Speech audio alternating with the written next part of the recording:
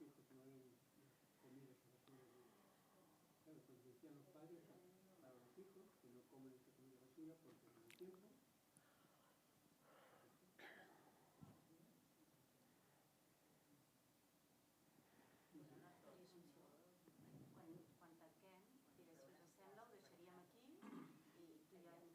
Surto un moment i gràcies a tothom. Bona nit. Però vull dir que no diré res més, si us sembla ho deixaríem aquí Sí. i tu ja entres. Vale, torno a posar aquí, sí, d'acord.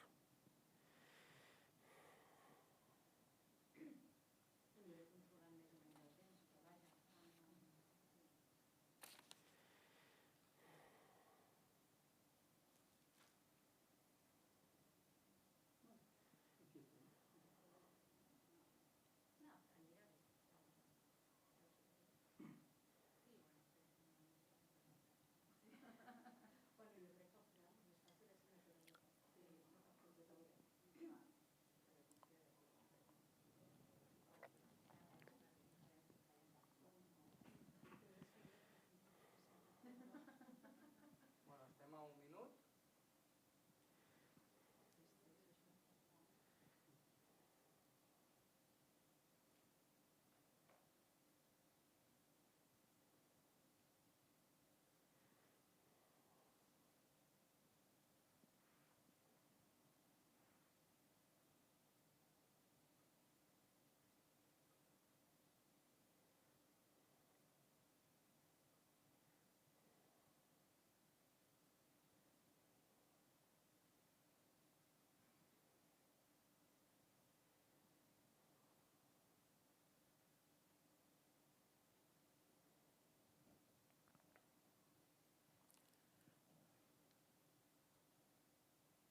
D'acord, estem preparats tots i estem en situació i comencem a l'streaming en 5, 4, 3, 2...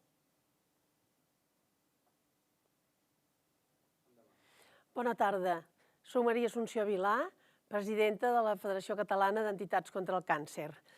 Com sabeu, doncs, tots els tercers dimecres organitzem aquest webinar i també altres activitats per donar a conèixer i poder informar tant a les persones que estan malaltes com al voluntariat de les nostres entitats que estiguin ben informats de quina situació es troba el càncer en cada moment.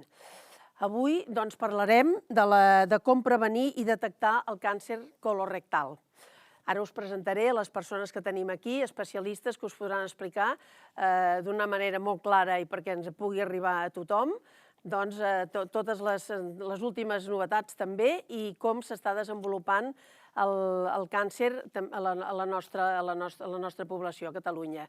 Aleshores, per als que no coneixeu massa la FECEC, sapigueu que som una federació que agrupa a 15 entitats de tot el territori català, que la seva finalitat és donar atenció als pacients, als malalts de càncer i als seus familiars, tant als joves, a l'infantil, com també a les persones adultes. Això fa que nosaltres puguem, entre tots i tot el conjunt d'aquestes entitats, puguem treballar d'una manera directa sobre les situacions en què es troben les famílies i sobretot també els pacients. Això la federació intenta donar suport a totes aquestes entitats per anar tots a la una i fer programes conjuntament. Ara, per exemple, avui aquesta sessió que estem fent, que molts i moltes de vosaltres que ens esteu ara escoltant heu participat també amb altres i sabeu que acostumen a ser un èxit perquè venen persones d'un gran prestigi i que ens ajuden moltíssim. Jo no em voldria allargar massa, només sapigueu que estem disposats a seguir aquesta tasca que estem fent. Fomentar el voluntariat és una part molt important per a les nostres entitats. Els professionals que treballen també necessiten suport i els hi donem. I sobretot pensar després del càncer. Què passa després del càncer? La prevenció i la sensibilització. Avui tenim amb nosaltres la Imma López. Ella és infermera de la Unitat de Cribatge del Càncer Colorectal, Programa de Prevenció i Control del Càncer. La Jordina Casademunt, dietista i nutricionista. I l'Antonio Blanco, que és un testimoni. Ells us explicaran de la seva forma de veure, cada una des de la seva especialitat, i coordinarà i moderarà aquesta sessió la Clara Rosàs, que tots vosaltres coneixeu, que és la gerent de la FECEC, i us deixo amb tots ells i espero que passeu una estona molt profitosa i sobretot estigueu molt atents i atentes perquè cada cosa que diuen de veritat que és molt important. Moltes gràcies. Endavant. Bona tarda, benvinguts. Doncs, amb motiu del Dia Mundial del Càncer, que se celebra el 31 de març, ens va semblar que seria interessant poder destinar un dels webinars d'aquest cicle que comentava ara la Maria Assumpció a la prevenció i la detecció precoç del càncer de colon i recte. El càncer de colon i recte, si sumem els casos d'homes i de dones, és un dels que té més incidència de tots els càncers. I per això ens va semblar que avui era interessant destinar aquest webinar a aquest tema. I si us sembla, la primera pregunta la dedicaré a la Ima, preguntant-li que ens situï una mica què és. Quan parlem de càncer de colon i recte, a què ens referim? D'una manera resumida i perquè ho pugui entendre el públic, començarem dient que el càncer colorectal començaria a partir de la mutació, de l'alteració de les cèl·lules. En el moment que en el cos apareix una alteració de les cèl·lules, aquestes cèl·lules acabarien reproduint-se d'una manera més ràpida que la resta, que les cèl·lules normals, i acaben agrupant-se i formant el que diem un tumor. El nom del tumor l'adquireix segons la localització d'aquest grup cel·lular. Llavors, si aquestes lesions, aquest tumor, es localitzaria a la part del budell gruixut, estem parlant que s'està produint un càncer colorectal. Si es localitzaria a la part del recte, estem parlant d'un càncer de recte. Si per algun motiu alguna d'aquestes cèl·lules passaria a torrent sanguini o bé a través del ganglis limfàtic o a través del corrent sanguini passaria a un altre òrgan o teixit, és el que diem que apareix una metàstasi. I les metàstasis es produeixen en un altre lloc i tenen les mateixes característiques que el tumor primari. I això és una manera més o menys resumida, molt resumida, de com apareix el càncer i una metàstasi. I és molt freqüent aquest tipus de càncer? Diguem que és la segona causa, el segon diagnòstic de càncer a Catalunya, per exemple, tant en homes com en dones, amb la qual cosa estem parlant d'un càncer molt comú. Molt comú. I què el fa? Quines són les seves característiques principals? El càncer colorectal, diguem que pot aparèixer a qualsevol edat, però és més característic que aparegui a partir dels 50 anys a nivell poblacional. Normalment és un càncer incipient, vol dir que normalment en estadius que sigui molt precoç, les persones normalment estan asimptomàtiques. Però a mesura que la malaltia evoluciona és quan apareixen els símptomes. Llavors, si parlem una miqueta de símptomes, és bastant característic el tindre les persones que tenen càncer colorectal poden haver tingut mal de panxa, que no millora, poder tindre alteracions del ritme intestinal, poden tindre processos de mal de panxa, estrenyiment, diarrees, que s'altera una miqueta tot això. Poden tindre també episodis de deposicions amb resta de sang de manera visual, que de vegades això és la causa que més espanta a la gent perquè acudeix al final a urgències, i pot també haver-hi processos de pèrdua de pes sense motiu aparent. Això seria de manera general la sintomatologia d'un càncer colorectal. Sí que és veritat que a mesura que es detecta abans la malaltia, el pronòstic, evidentment, serà millor. Pensem moltes vegades, o tenim la imatge, que el càncer colorectal pot ser un càncer hereditari, I realment, sí, pot ser així, però només entre un 5 i un 10% dels càncers que es detecten són hereditaris. Llavors, aquests càncers ja es fan actualment estudis genètics del propi tumor i es pot detectar que és un càncer hereditari i en aquests casos es fa un estudi del propi pacient i dels familiars a través del Consell Genètic per previndre o fer un seguiment a les famílies que s'han detectat un càncer hereditari. Tenim també entre un 15 i un 20% també de càncers que poden ser de persones que tinguin antecedents personals de poliposis o d'antecedents de malaltia inflamatòria no controlada. I en aquest sentit també són pacients normalment que porten controls i se'ls pot detectar càncer. Però realment, que és el que ens explica la Jordina, el 70% dels càncers colorectal realment no hi ha cap causa aparent. Volia, quan la pregunta anterior, comentar que és la segona causa de mort a Catalunya, el segon diagnòstic, perdona, de càncer colorectal, i el primer en les dones és el càncer de mama i el primer en els homes és el càncer de pròstata. I a nivell de la mitja europea, quan parlem d'Espanya, a nivell de mitja europea, ens situem sobre la mitja dels països. És a dir, que estem de promig com a tota Europa. Com a tota Europa. No és que tinguem millor en números o pitjor, estem a la mitja. I també comentar que, com a curiositat, és que pese a la pandèmia, durant el 2021 va ser el càncer més diagnosticat a Espanya. I això també l'hem de tindre en compte. I és un càncer de creixement lent habitualment o de creixement ràpid?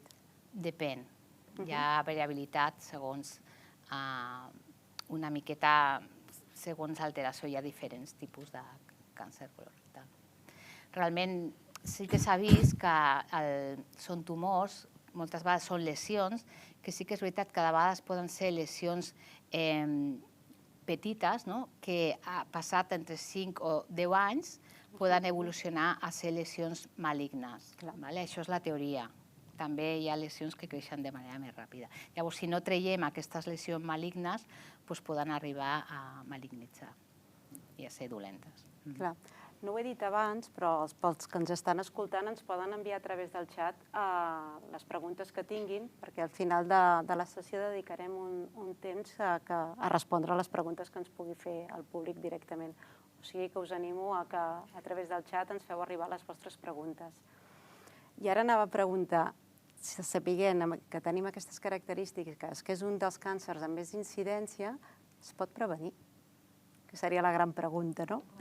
Hi hauria el que se'n diu la prevenció primària, que és a través de modificacions d'hàbits d'alimentació i d'estil de vida, que podem incidir molt en la reducció d'aquells factors de risc que s'han vist que estan més relacionats amb el càncer de colon i recte, com pot ser el sobrepès, l'obesitat, el sedentarisme, malalties inflamatòries intestinals no controlades.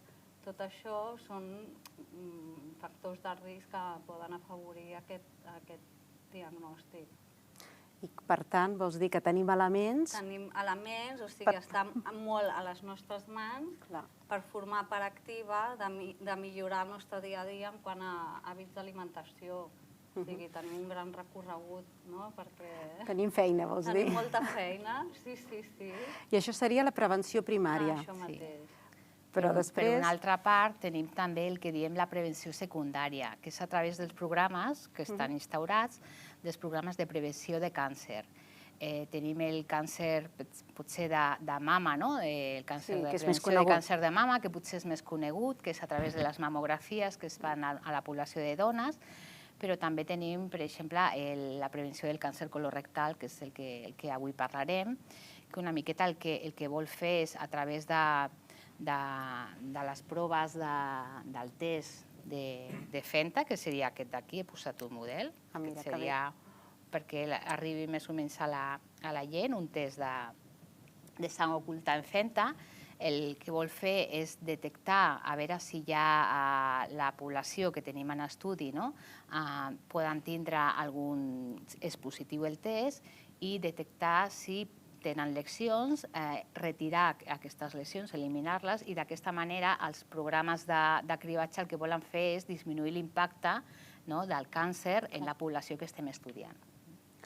Per tant, tenim una primera prevenció primària, i ara crec que ens has dit que tenim feina a fer, doncs intentem desgranar quines són les actuacions que com a població podem fer per intentar disminuir aquest risc. Comencem el que tots coneixem o relacionem més, que és l'alimentació. Tot i que tu has dit que n'hi havia molts altres, però amb l'alimentació... Sí, amb l'alimentació, partint de la base de les recomanacions oficials, l'alimentació s'hauria de basar principalment en vegetals i fruites, aquesta seria la base de l'alimentació, com més aliments més que productes, això també seria una altra recomanació. I reduir el que seria el consum de sucres. Perquè quan tu dius més aliments que productes, a què et refereixes exactament? Doncs més aliments que ultraprocessats, per exemple, buscar tenir més a l'hora de comprar, hi hagi més l'etiquetatge, evitar aquells productes que continguin potser més de 5 ingredients, que hi ha molts sucres emmascarats també. Seria una mica això, consum de fibra. El consum bàsic, de producte bàsic. Això mateix, cereal integral, llegums, fruites, verdures, peix, aus. Els productes de tota la vida. Això mateix. I sempre parlem, o sempre ve al cap, el sucre, com el gran enemic o el gran element a eliminar realment, o què hem de fer amb el sucre? Realment és un problema de salut pública perquè hi ha un elevat consum de sucre. Si les recomanacions de l'Organització Mundial de la Salut ens diuen que com a màxim s'hauria de consumir uns 25 grams de sucre, avui en dia el consum habitual de la població és de 60 grams de sucre al dia, i és molt fàcil de superar aquesta quantitat. Llavors el sucre, és un aliment que directament no és cancerigen de per si, però indirectament sí que afavoreix moltes malalties que són l'avançala d'un procés oncològic, com hem dit abans, el sobrepès, l'obesitat, la resistència a la insulina, tot això són factors de risc que propicien la diabetis també. Són processos que, si no es cuiden, poden afavorir un procés oncològic. I, per tant, què hauríem de fer per reduir-ne el consum? Primer de tot, reduir el consum de sucre blanc, optar per més fruita, optar per exemple, fruita seca, això serien altres opcions. Després, fer pastissos amb fruita, també, fer més pastissos casolans, i després llegir molt l'etiquetatge en quant a sucres emmascarats. La indústria alimentària sí que quan nosaltres llegim un etiquetatge, uns cereals integrals, o cereals normals o integrals, o galetes, hi ha nomenclatures que també són sucres al final, la glucosa, la maltodextrina, la dextrosa, són sucres. I tot això ho hem de tenir en compte. Per tant, llegir etiquetatge dels productes... Llegir etiquetatge dels productes que consumim, substituir, per exemple, menys galetes i més fruits secs, seria una opció, o menys cereals i més pa integral amb alvocat, seria una altra opció, per esmorzar. És a dir, que no és només el sucre blanc o el sucre que afegim al cafè amb llet o al cafè, sinó que és amb tots els productes que hem d'estar atents. I després l'altre gran dimoni és la carn vermella. Això mateix. Aclara'ns una mica, a veure què hi ha de cert i què no hi ha de cert amb tot plegat. Un dels errors que tenim en ment és que carn vermella fora, i realment les recomanacions dels organismes oficials és que la carn vermella s'ha de moderar el seu consum. No és que s'hagi d'evitar, així com les carns processades, el que són els embotits, Sí que s'ha vist que està en el grup 1 d'aliments cancerígens i per tant s'hauria d'evitar, com menys millor. La carn vermella, les recomanacions és que dins del total de carns que es consumeixen a la setmana, que seria uns aproximadament uns 500 grams de carn, principalment haurien de ser aus, carns magres, i fins a uns 200 grams de carn vermella, com a màxim. És a dir, que el consum la recomanació seria moderar el consum de carn. També és cert que depèn de com es cuina aquesta carn, perquè és a través de la cocció de les altes temperatures que s'originen aquests compostos carcinògens, com són les amines aromàtiques, aquestes substàncies cancerígenes que ara... Que les associem amb la cocció. Amb la cocció, amb altes temperatures, per exemple, s'hauria d'evitar els fregits, després les altes temperatures, com els fregits o barbacoes, també, i per minimitzar aquesta presència de substàncies carcinògenes, una de les recomanacions seria marinar les carns, doncs marinar, el típic marinat amb suc de llimona, romaní, amb herbes aromàtiques, això redueix els compostos carcinògens de la carn. Després, una altra tècnica és tallar la carn a trossos petits perquè hi hagi el mínim de contacte, o sigui, es cuini en menys temps i que sigui més ràpida la cocció. I després sempre la carn ha d'anar acompanyada de vegetals i preferiblement de crucíferes, perquè s'ha vist en algun estudi que redueix aquests compostos carcinògens. Per tant, més carn blanca, és a dir, no embotits, evitar embotits. Sí, perquè s'ha vist que el consum diari d'embotits, de 50 grams d'embotits, que això se supera molt ràpidament, que equivaldria a 3 talls de pernil dolç, o 3 rodanxes de salami o un frankfurt, doncs això s'ha vist que pot incrementar el risc. Per tant, aquests els hem d'evitar. Aquests els hem d'evitar. I preferiblement consumir carns magres. I fins a un màxim de 200 grams de carns vermelles. I si les consumim, a trossets petits o marinats preferiblement. Marinats preferiblement i sempre acompanyada d'un bon plat d'amanida o de vegetals. D'acord. Déu-n'hi-do, els deures que tenim. Déu-n'hi-do. I l'altre gran mite és els làctics. Els làctics, Ens hem centrat en aquests 3, Sí, n'hi ha molts altres, Sí que és cert que hi ha alguns estudis, sobretot amb els càncers hormonals, de pròstata i mama, que els estudis, l'evidència és limitada, però pel que fa al càncer de colon i recte, hi ha un grau d'evidència que s'ha vist que el seu consum és protector. Llavors, és un grup d'aliments que és molt nutritiu, que té proteïna, calci, vitamina D, greixos saturats, i també és un grup d'aliments molt heterogeni, perquè trobem des de la llet fins als aliments fermentats. Llavors, clar, l'efecte, sobretot pel que fa als fermentats, és molt interessant per la flora intestinal.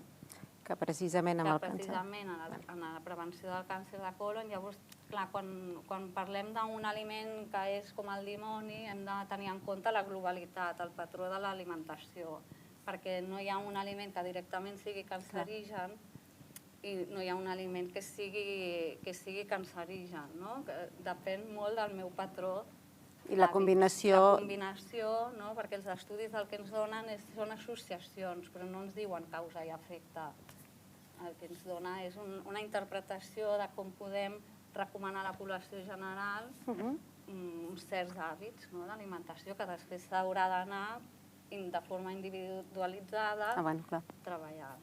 I per tant, doncs, entenc que precisament amb la prevenció del càncer de colon i recte, els làctics en general... En general, i més els fermentats, poden ser una opció a incorporar dins de... Perquè tenen aquest factor protector. Tenen aquest factor protector, però sempre dins d'una base d'una dieta basada en vegetals. Per tant, o sigui, les recomanacions per una bona dieta serien... Sí, vegetals, no? Cereals integrals i llegums, això, carns magres més aviat d'aus, no? En cas de voler introduir la carn, doncs es podria introduir, sempre acompanyat això del plat de verdures, i els làctics, si són fermentats, doncs també una opció molt bona, molt interessant. Els llegums els has mencionat, també? Els llegums els he mencionat, sí, cereals integrals i llegums. I llegums. Sí. I de les fruites? I les fruites, sí. N'hem de menjar, perquè a vegades sorgeixen preguntes, no?, de si és igual de correcte menjar-los a qualsevol hora o abans dels àpats o després? Clar, això dependrà una mica de la individualitat de cada persona. Hi ha gent que li senta pitjor menjar la fruita després de dinar, hi ha gent que prefereix, però, bueno, sí, seria... El consum de fruita també és un aport, millor la fruita sencera, que porta tot el conjunt de fibra, que no fer un suc de fruita. Això també seria una altra recomanació. Vale. Bueno, hi ha més coses, no? I en un país com el nostre, on hi ha tant costum i cultura del vi, què hem de fer amb l'alcohol? Doncs mira, l'alcohol, com menys alcohol, millor. O sigui, el risc, o sigui, sempre hi és. O sigui, si em prenc una copa de vi o de cervesa o el que sigui, el risc sempre hi és, no? És un factor de risc. Com menys, millor. Llavors, la recomanació d'una copa de vi al dia no seria aconsellable. Vale, que aquesta estava molt extesa. Sí, no seria aconsellable perquè l'alcohol altera el que seria la microbiota intestinal, afavoreix una sèrie d'incrementa la producció de radicals lliures. Per tant... No seria aconsellable recomanar-ho com a tema general, no? Està clar. I a banda d'aquests hàbits alimentaris, amb totes aquestes recomanacions, què més es pot fer a nivell d'estil de vida? A nivell d'estil, l'esport. Si és que té... O sigui, si hi ha evidència científica que això pot ajudar. L'exercici físic, sí. Perquè, mira, tots aquests factors que hem dit a nivell d'alimentació, més sumat, si jo faig això i faig una vida sedentària, no estic completant. Falta el moviment, no? Estem dissenyats per moure'ns i tenim un estil de vida molt sedentari per la feina, per la situació actual, no?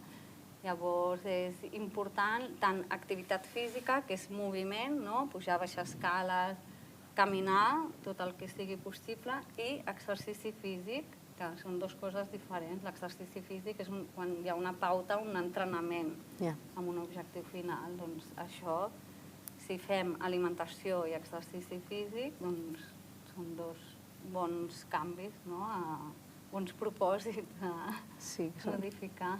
I quan parlem d'exercici físic, quina seria la recomanació? N'hi ha alguna així en especial o simplement... Sí, la recomanació, crec recordar, serien uns 150 minuts d'exercici aeròbic, a la setmana. Anava a dir, cada dia, Déu-n'hi-do. A la setmana, 2 dies a la setmana, fer exercici de força, per tant... per fer massa muscular i tenir per millorar el que seria la composició corporal i llavors l'activitat física, clar, si jo faig això però no em moc al llarg del dia, no, hem de ser actius, hem de caminar mínim, l'ideal seria mínim 10.000 passes. 10.000 passes, això en temps, deu ser... 20? 20, mitja hora? No ho sé. Ara no us recordo. No? Però, pujar escales i baixar escales, o sigui, en comptes d'agafar l'ascensor, doncs... Parar l'autobús, baixar de la parada un abans... Ni agafar l'autobús. Ni agafar l'autobús. D'acord. Déu-n'hi-do, Hi ha feina, no? Hem de reduir hores de treball. Bueno, o modificar, o reduir hores de sofà, bueno, no ho sé. És a dir, per tant, per una banda és moure's més, però no només el moure, sinó fer una activitat física una mica pautada, més una alimentació basada en això que deies, llegums, en tot això que hem dit. Tot el que hem de posar i el que hem de treure, no? Una mica. Bueno, és possible, no? Per això sembla difícil, però no, eh? Sí, jo crec que sí, que cada vegada la gent és més conscient. Sí, bueno, ens hi va un factor important. I tant. Aquesta seria la prevenció primària. I ara anem a la detecció secundària o la detecció precoç, no? Quan s'instaura aquest cribatge que parlàvem? Perquè això és des de fa molt de temps que existeix aquesta opció? Bueno, diguem que el primer programa de cribatge de colon que es va instaurar a Espanya va ser en l'Institut Català d'Oncologia, en l'ICO, i aquest any hem complert 22 anys, tenim 22 anys d'aniversari. Llavors, es va iniciar com una prova pilot amb la població d'Hospitalet i després, amb els resultats que es van tindre, es van ampliar a diferents poblacions. Va ser el Prat, Vilafranca, diferents poblacions. L'oficina tècnica de l'ICO Hospitalet cobreix 500.000 persones. De la població que cobrim nosaltres és de 50 a 69 anys, que és la població d'estudi del programa. Hi ha altres oficines tècniques que es van crear posteriorment per acabar de cobrir la resta de tota Catalunya, però a l'ICO cobrim aquesta població. Llavors, la idea és, el programa es basa en el test que us he ensenyat abans de sang oculta en femta, que el que es basa en la detecció de sang. Llavors, per què es fa això? En què es basa el programa? Es basa en que podem tindre alguna lesió al budell, o al budell gruixut o inclús al recte, que vagi eliminant de manera intermitent restes de sang. Llavors, això normalment ho produeixen els adenomes, el que més col·loquialment es coneix com pòlip, o que poden ser inclús lesions més avançades, que són lesions precanceroses. Llavors, emiteixen aquesta sang de manera intermitent al budell i el test de sang oculta ho pot detectar. És una sang que no es pot veure òpticament. Llavors, hem de tindre en compte que aquest tipus de lesions, si no s'eliminen, que el programa vol detectar aquestes lesions precanceroses amb els pacients que surt el test positiu, si no s'eliminarien, acabarien sent, en una mitja d'entre 5 i 10 anys, acabarien sent lesions canceroses. Llavors, el programa en general vol que la població que tenim en estudi, que seria de 50 a 69 anys, detectar lesions canceroses, i d'aquesta manera disminuir l'impacte de càncer sobre la població de càncer colorectal. I el programa en què consisteix? És a dir, com funciona. Sí, com funciona, com pots participar-hi? El programa funciona a través, es convida a aquesta població de 50 a 69 anys a través d'una invitació per carta. Llavors, és una invitació que es fa cada 2 anys a la població que atenem. Llavors, portem, es convida que això ho he portat una miqueta perquè es vegi que la persona rep una carta. Segurament en un futur això es canviarà, però al moment utilitzem encara la carta a la bústia, que explica una miqueta què és el programa i en què funciona i què ha de fer si vol participar.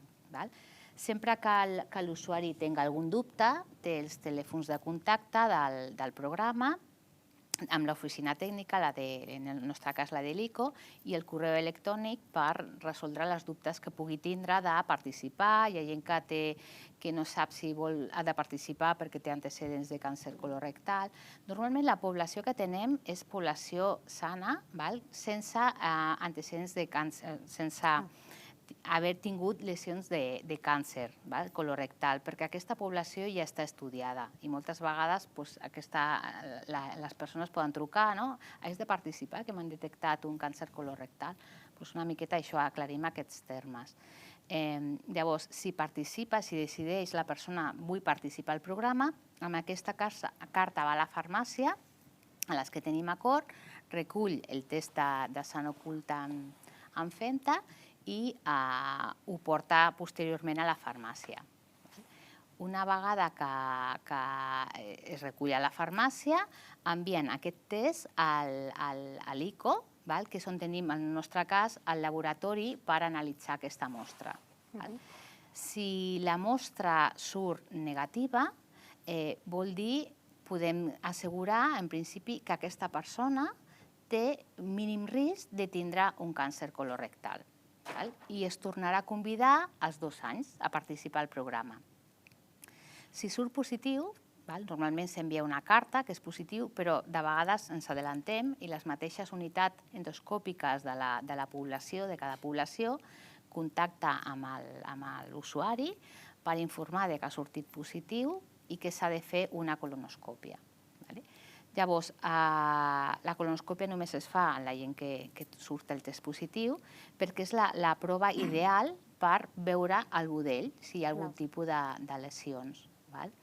Les unitats endoscòpiques que participen en el programa són unitats preparades, amb les últimes tecnologies i amb formació per al tipus d'usuari que rep, que es farà la colonoscòpia. Llavors, en aquestes unitats es fa la colonoscòpia, es treuen les lesions, s'analitza i es donarà un resultat. La colonoscòpia no és una prova agressiva, és una prova senzilla que es fa amb sedació i que és la prova ideal, però moltes vegades la gent té por. Una vegada que han fet la prova, han tret les mostres, s'analitza, hi ha un algoritme que es donaria una recomanació, el resultat del programa amb una recomanació. De vegades, si hi ha lesions, a la mateixa colonoscòpia es treuen aquestes lesions, s'analitzen i de vegades pot haver-hi lesions canceroses o no, i es donaria un resultat, o si hi ha lesions es faria ja un seguiment d'aquesta persona. Això és una miqueta de manera general. Per tant, és a dir, per participar en el programa t'han de convidar, i et conviden si estàs entre els 50 i els 69 anys. I, per tant, tu si acceptes participar, et fas la prova i en funció del que et surt a la prova de la sang oculta en femta, se't pot dir si és positiu has de fer-te, se't recomana fer una colonoscòpia o si no, doncs fins d'aquí 2 anys. Fins d'aquí 2 anys. Fins d'aquí 2 anys seria la idea, no? Pot passar, i normalment passa, que et fas el resultat, hi ha gent que des del principi participa al programa i quan porta 3 o 4 vegades participant al programa pot ser que en aquest moment surti positiva el test de sang oculta, llavors és el moment de fer-ho. Potser abans no tenies cap tipus de lesió, però a partir de llavors és quan apareixen les lesions. Clar, perquè és el que tu deies, no? Que poden aparèixer i ser d'un creixement molt lent. Molt lent, en aquest temps que hem parlat. Una lesió cancerosa pot canviar dels 5 a 10 anys. Està clar. Tenim que ens acompanya l'Antonio, i l'Antonio va participar en el programa de cribatge de càncer de colon i recte. Desde el primer momento que el Instituto Oncológico envió las cartas, llegó la carta y esto tan pequeñito y tan... Además es hasta bonito. Sí, es verdad, es verdad. Y bueno, y automáticamente me hice la prueba en el lavabo, pam, lo di. A los 55 años bien, 57, 59, 61, 63, 64 y ¡pum! Y me apareció positivo. Y dije, como tenía una pequeña hemorragia, aquello que dice, pues esto no es sangre limpia y tal, tranquilo, me llamaron del oncológico y me dijeron, le recomendaríamos que viniera. No, como aquello de los hombres, ¿no? No, esto nada, esto no, y tal. Pero me lo repensé un poquito mejor y fui directo. Y entonces, pues, me hicieron la colonoscopia, que vamos, llegué allí y nada, me tumbaron en la camilla, en la anestesista no sé qué me dijo, que total, que no me dio tiempo ni el segundo apellido, así que, y cuando mi mujer esperando y tal, cuando me desperté y salí, dice, han pasado 3 horas, pero vamos, ni enterarme, salí, nos fuimos a comer un bocadillo, así de sencillo, y ni me enteré. Y entonces, pues, a los 3 meses. Bueno, me hicieron la prueba y tenía uno benigno, pero detrás había escondidito uno maligno. Y me dijeron que si no se hubiese detectado, quizás en 3 meses me hubiese muerto, así de sencillo y así de crudo.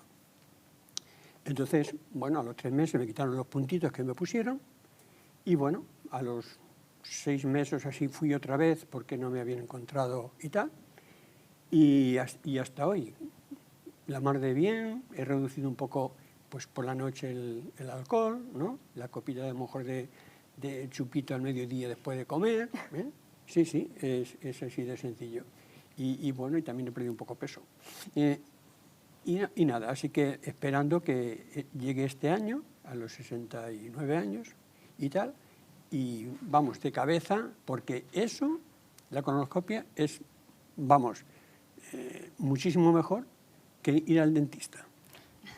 No, es que es por mucha anestesia. Así que recomiendo a todas las personas, en mi caso particular, que no tengan miedo, ni vergüenza, ni aprensión, ni nada. Es que es la salud y la vida.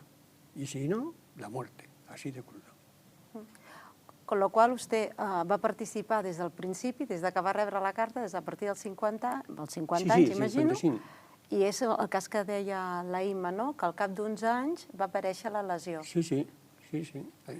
I en cap moment vostè va dubtar de fer-se la prova perquè ho tenia... Bueno, un momentito cuando me dije, digo, esto es, como tengo aquella una pequeña morranilla ahí que tal, que me dijo el proctólogo, usted no se preocupe, no merece la pena, pero una vez al año.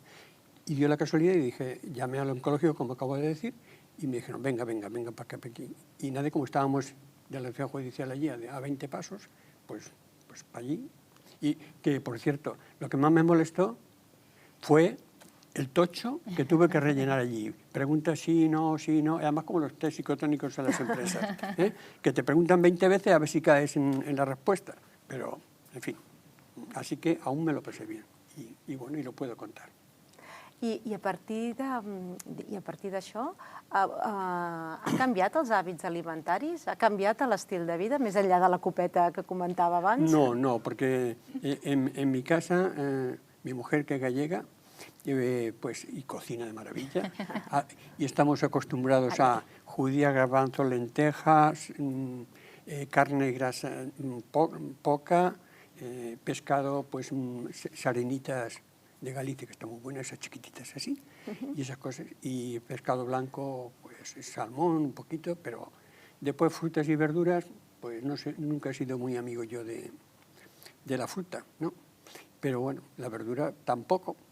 No sé si a lo mejor eso influenció en que me apareciera con los años ese pequeño, porque yo soy casi reacio a las frutas y a las verduras, no sé, es desde pequeño que casi no comí, en aquellos tiempos no había, y ya pues, no sé. Fa l'hàbit, no? Que es fa l'hàbit, que no hi ha el costum. Sí, ya está, la falta de costumbre. Pero bueno, por lo demás, comida sana, nada de fritos, ni embutidos, jamón, sí, ibérico de Teruel, sí. Pues eso, y bueno. Per tant, segueix bastant les recomanacions que ens comentava la Jordina, no? Sí, quitando la fruta. Sí, la copita afuera. Y el vino por la noche también. Y fumar nunca he fumado. Así que És un altre element de risc, és un factor de risc el tabac, evidentment. El tabac i alcohol potencien l'efecte carcinogen. Per tant, doncs... Y la cerveza, pues eso, los viernes con los amigos de 40 años, pues si antes tomábamos 2, pues ahora ya todos somos de la misma edad, y claro, al estar con ella, haberme pasado y tal, digo, pues ya también nos hemos moderado entre todos, más o menos, y pues tomamos una copita y media. Y bueno, y se hace lo que se puede. Lo que hay que concienciar, pues eso, hay en la urbanización y esas cosas, a la gente mayor, a la gente de mi edad, en el bar cuando estás por allá, pues que hay que hacerlo, y que hay que hacerlo, porque si no, como acabo de decir hace un rato, es tu vida o la muerte. No, i està clar que és un element més, un recurs més que tenim de poder detectar la malaltia abans que sigui més greu, com és el seu cas, Sí, no? sí, no, es que en medio año prácticamente ya no estaré aquí, gracias a la prevención del Instituto Oncológico. I a nivell d'activitat física sí que també té vida activa i es mou, sí, no? Sí, no. Es decir, la bicicleta, desde que tenía una de madera, que digo, en mi pueblo, soy minero, pues, y que prácticamente casi subo todavía hasta el castillo de Montjuïc. Es decir, y con mi mujer, como tiene diabetes, ¿no? Pues andamos cada día 1 hora y media, 2. Hoy hemos salido prácticamente de casa de allí de Hospitalet, hemos ido hasta la Baluar, publicidad del pan, y hemos vuelto prácticamente andando. Así que ejercicio recomendable. Això ho fa... Molt bé. Sí, no? Complet, sí. Después te mueres un constipado, pero bueno. Bueno, però Sí. dia a dia, no? Pero hay que prevenir, como yo he trabajado muchos años en el tema de la construcción en obra civil, y la gran parte de accidentes que existen es por falta de prevención. Y si lo trasladas al campo médico, pues igual. Perfecte. Bueno, perfecte. Vull dir, s'entén molt bé, no? I el seu cas jo crec que il·lustra la importància de l'eina que és el programa de cribatge de detecció precoç. I quins resultats tenen? Explica'ns-els una De mica. resultats, a veure si me'n recordaré, no tenim No, papers. en general, home. No, donaré resultats. A la població que hem comentat, de 500.000 persones, homes i dones, la participació en general és d'un 46% en el programa de cribatge. De la participació també haig de comentar que participen més les dones que els homes. Moltes coses, participen més les dones que els homes, s'ha de dir. Quan d'aquests que participen, només el 5% el test de Sant Ocult és positiu, amb la qual cosa veiem que el 95% és negatiu. Llavors són les persones que se li recomana, aquest 5%, fer la colonoscòpia. De les colonoscòpies que fa, del resultat tenim que el 22% són adenomes, acaben sent adenomes o pòlips, que es diu d'alt grau, avançades, adenomes avançats. I tenim un 3% de càncer, de diagnòstic càncer en les colonoscòpies.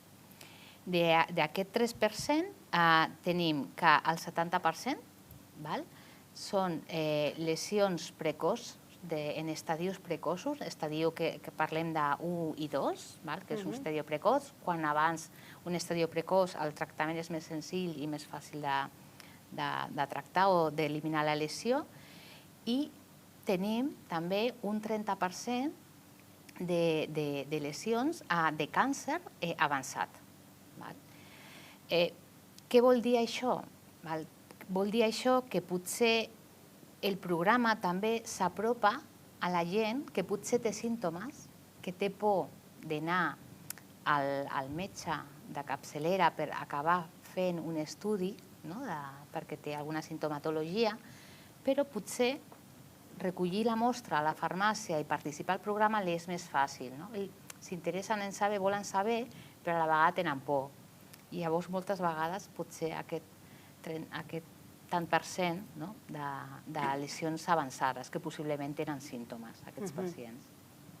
Però el 70%, o sigui, has dit que el 70% majoritàriament... Són lesions, sí, que moltes vegades, és a dir, encara que siguin lesions canceroses, en la pròpia colonoscòpia es poden treure. De vegades no, però la majoria, o de vegades, com en el cas d'Antonio, es van fer la lesió, li van fer un marcatge i van tornar al cap d'uns mesos a valorar, a veure com ha quedat, si ha crescut una altra vegada de nou aquesta lesió. I entraria aquestes persones ja dintre d'un programa d'un control. I seguiment que et deixa molt tranquil, també. Llavors, què fem amb el programa realment? Doncs detectem, hi ha càncer en aquest programa, aquesta població, aquestes 500.000 persones que estudiem, que la incidència de càncer disminueixi, realment. Per tant, les xifres també avalen l'ús del programa. Per tant, diríem que tot i que és un dels càncers que deies més freqüents, si sumem homes i dones, sí que tenim dues eines. Una és la pròpia responsabilitat de l'alimentació, de modificar hàbits, els estils de vida, alimentació, consum d'alcohol i activitat física, em quedo amb aquesta idea per resumir. I després tenim aquesta segona eina, que és el programa de detecció precoç entre els 50 i els 69 anys. Per tant, són dues notícies positives dintre del que és el càncer de colon i recte. Si us sembla, obriríem ara un temps per les preguntes que ens podeu fer arribar a través del xat, que a mi me les fan arribar al telèfon, per això em veureu que estic mirant el telèfon.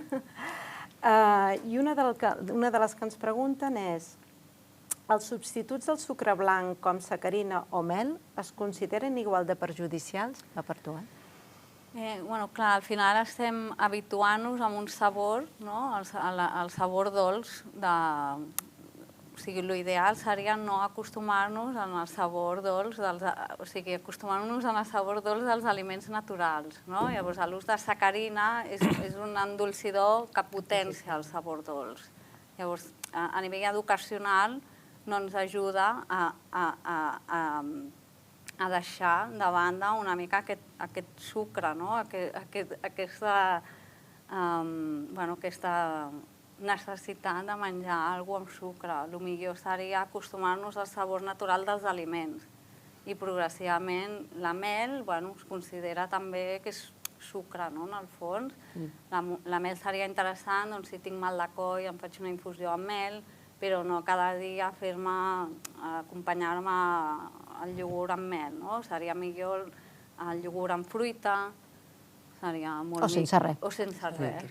És aquesta la idea, no? Seria una mica traslladat a la persona quan li diuen que ha de menjar sense sal, de la hipertensió, que retiren gran part de la sal de la seva dieta, i inicialment ho troben tot molt soso, però després s'acostumen, i després ho troben tot salat si van a un restaurant. Amb el sucre seria una mica igual. Es pot fer servir la canyella, la fruita seca, una mica la carbassa, el moniato. És a dir, la solució seria utilitzar els altres productes o altres aliments més que no pas intentar substituir o canviar el sucre per la mel o un altre. Això mateix, seria molt millor. Llavors pot ser alguna cosa progressiu, o sigui, no es pretén no fer un canvi radical, sinó que agafar consciència que és tot educació del paladar al final. Educació del paladar. Sí. I clar, ens han educat, vols dir que... Ens han educat amb sabors molt extrems, sabors molt extrems. Que no ens ajuden en aquest sentit. No ens ajuden.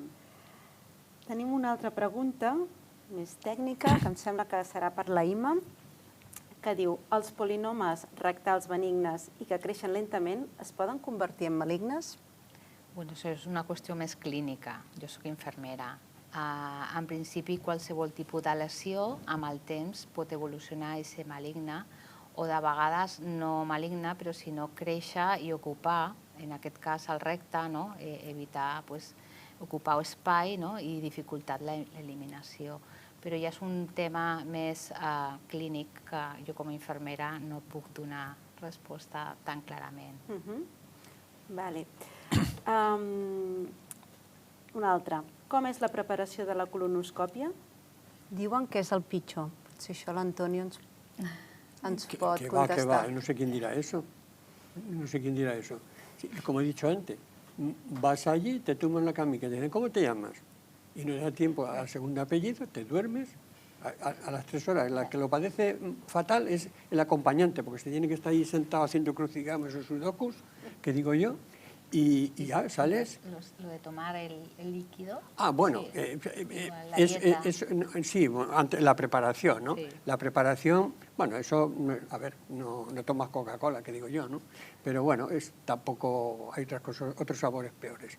Pues eso, hombre, un poco incómodo, porque te tienes que tomar 3 litros de agua en 1 hora, prácticamente, ¿no? Pero bueno, se pasa un poquito, un ratillo, pero compensa ese mal rato.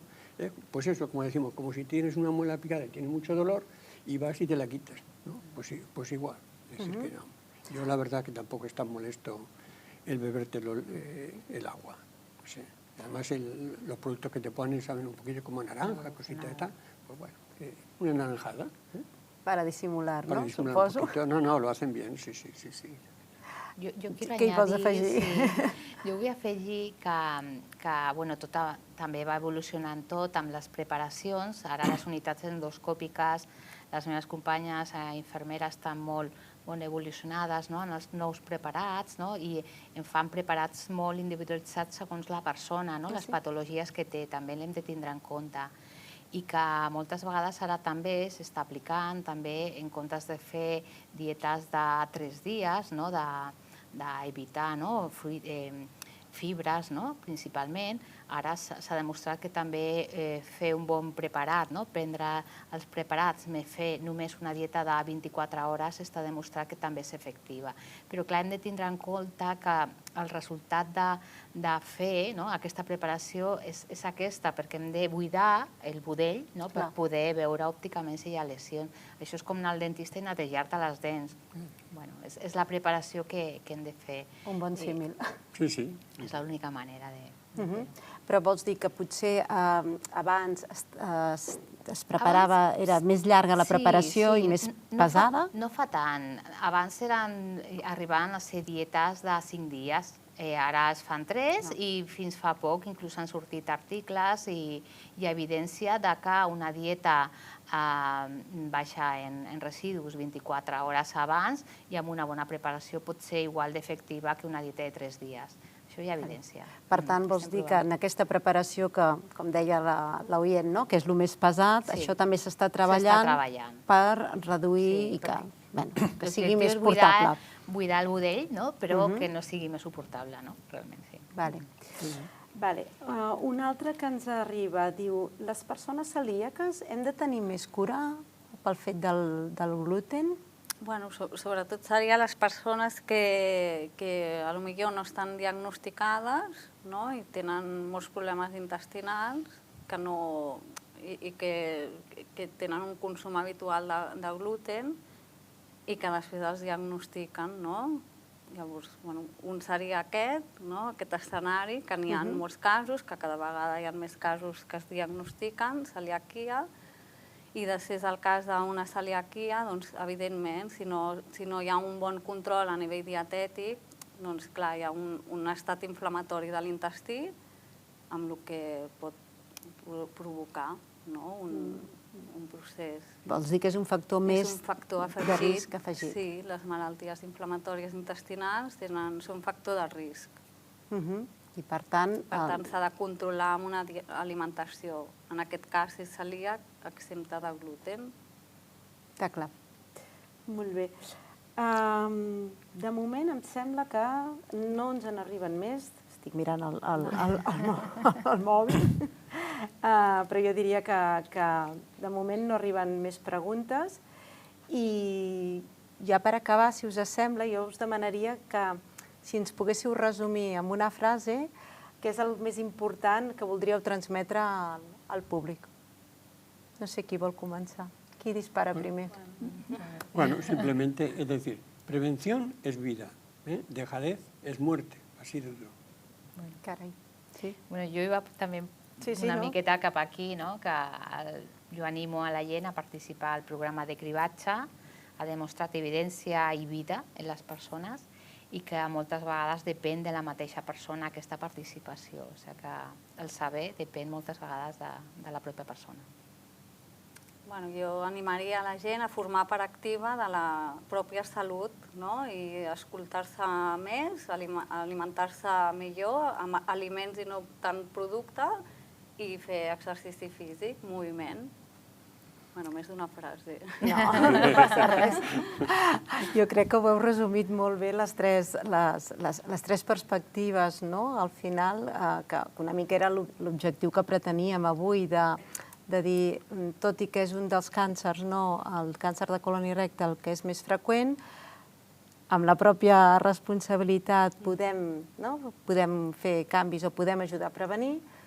Tenim una eina que és el programa de cribatge de càncer i l'Antonio ens ha demostrat clarament que val la pena participar-hi Y endavant. Y ahora ya, sabiendo que en vez de estar 2 días a dieta, con un día solamente, pues mañana llamo al oncológico para octubre. Así que...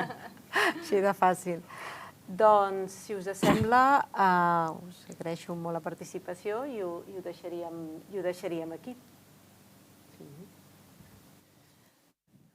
Bé, doncs moltíssimes gràcies. Jo penso que ha estat molt interessant. Jo, mentre estàvem parlant i els estava escoltant amb molta atenció, he pensat que tenim la sort d'estar en un moment de les nostres vides que, malgrat tot el que està passant, la pandèmia que hi ha hagut, les guerres que hi ha al món, la destrucció i tot plegat, podem estar tranquils perquè amb el càncer s'ha avançat molt, se seguirà avançant, i crec que això ens té que donar molta confiança. Sobretot, agrair-vos a tots tres la participació i, sobretot, trobar una persona com és que ha viscut una experiència, que l'explica amb normalitat, amb sinceritat, i que això també fa que els pacients que ens puguin estar escoltant, i també el voluntariat i totes les persones que estem d'alguna manera lluitant contra el càncer, tinguem ànims, molts ànims per tirar endavant i, sobretot, també seguim la nostra meta, diguéssim, que és que junts contra el càncer el vencerem i seguirem endavant. Moltes gràcies. Moltes gràcies.